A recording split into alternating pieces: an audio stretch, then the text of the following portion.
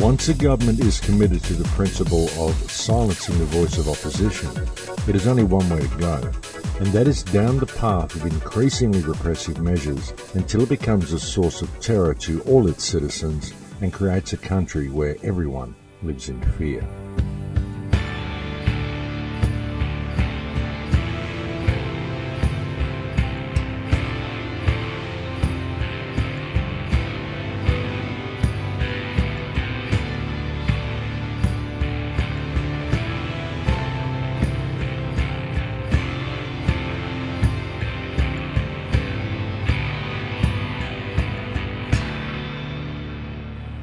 And this week's opening quote comes from Harry S. Truman. Welcome to Surviving the Matrix. Ladies and gentlemen, my name is Maxwell Egan. It's a pleasure to be with you once again, and I will be your host for the next hour. Well, it's a pleasure to be back, folks. I've been away for a rather extended break, about 2 months or 2.5 months I've been off air. I'm sorry about that, but I have had a lot of stuff to take care of. I went across to England and spoke at AV6 at the request of Ian R. Crane, which was very nice of him to have organised that for me. And then I went across to Spain to begin preparation for the launching of the Full Circle project, which I'm in the middle of working on now. From Spain, I was flown to Peru by a very dear friend who wanted to have me help coordinate a group he was bringing to Peru.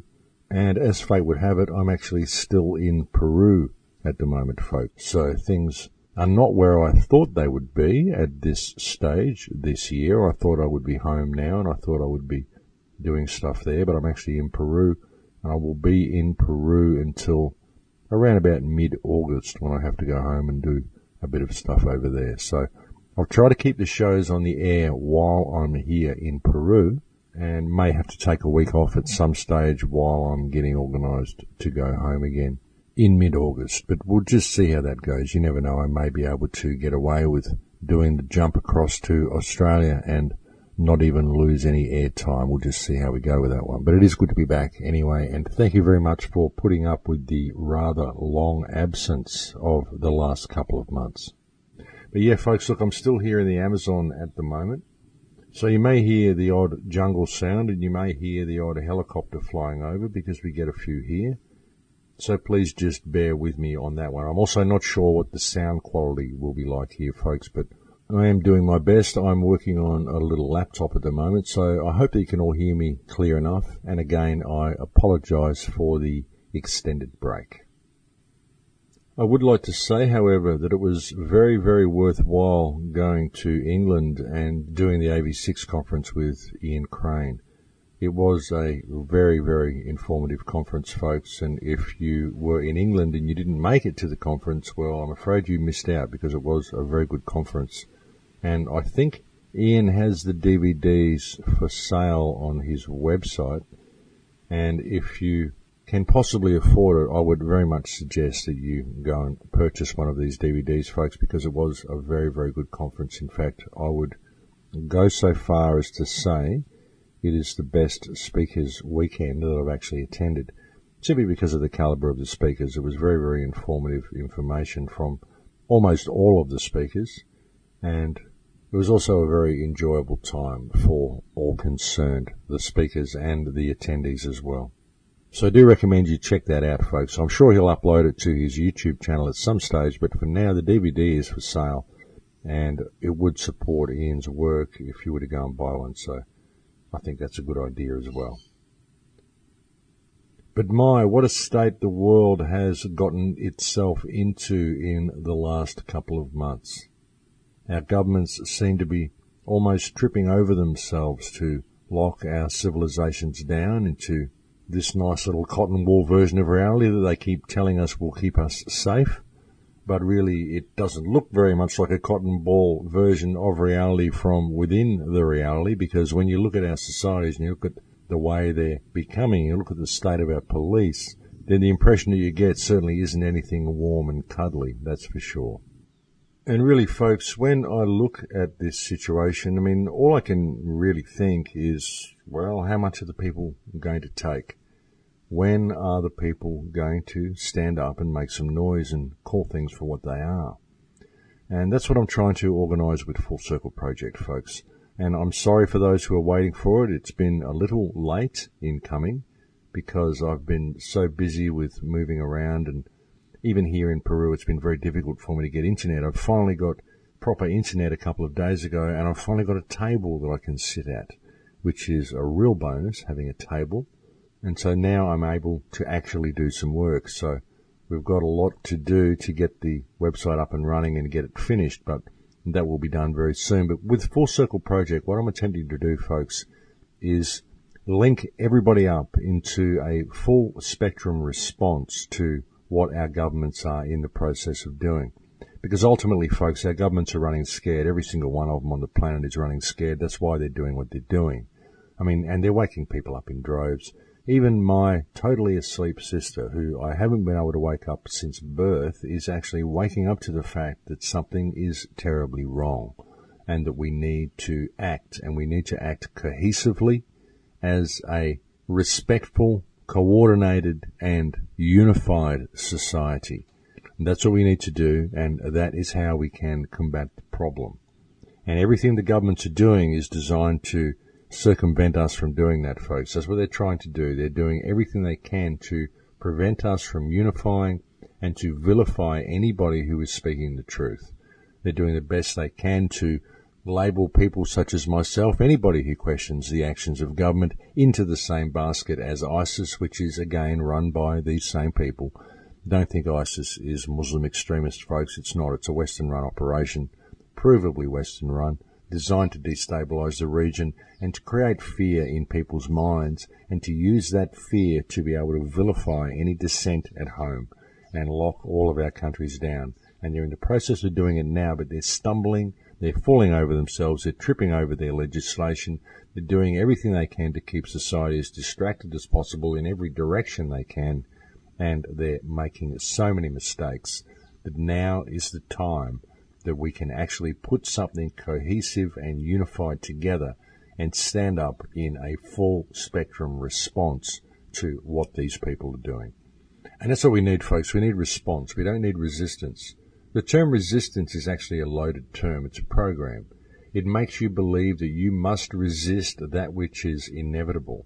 Well, I'm not resisting, folks. I'm responding, because I don't believe that their control grid is inevitable at all.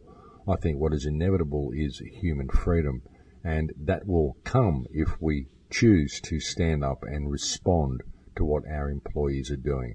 And so that's what I intend to do with Full Circle Project, and there's a lot of people that have joined the project and will be acting with me.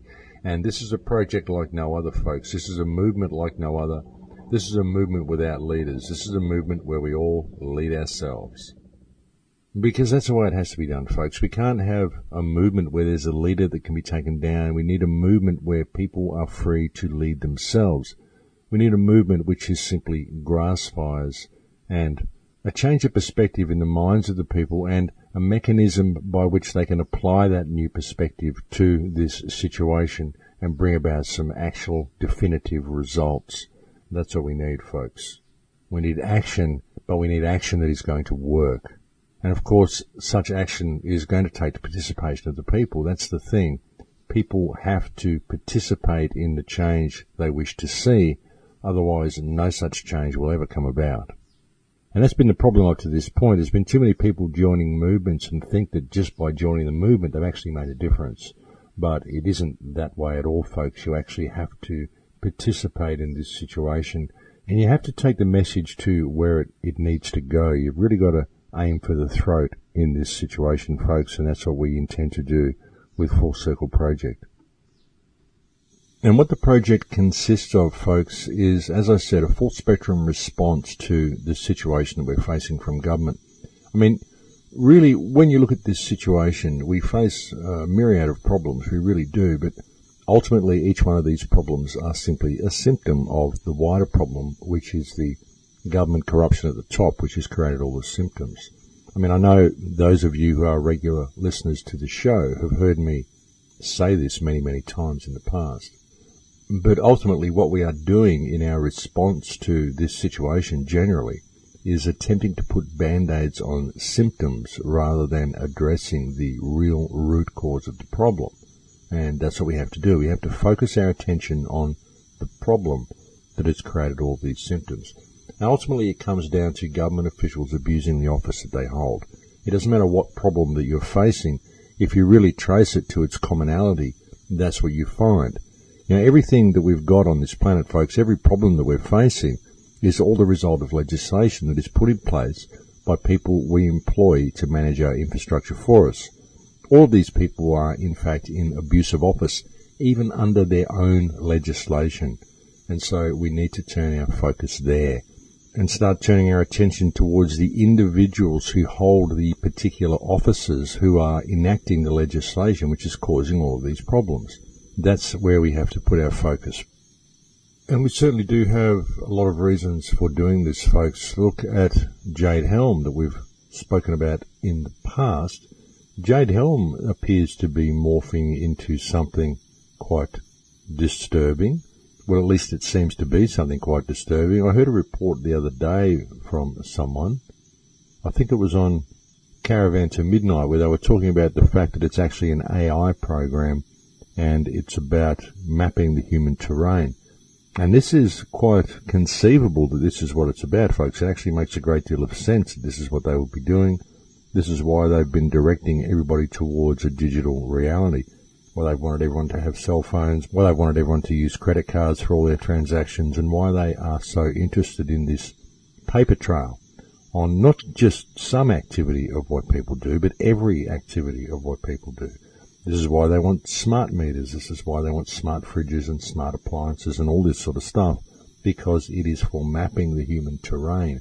Because that way you have an AI control grid, and you simply have to put this control grid in place, and you can designate to the computer who the good guys are and who the bad guys are.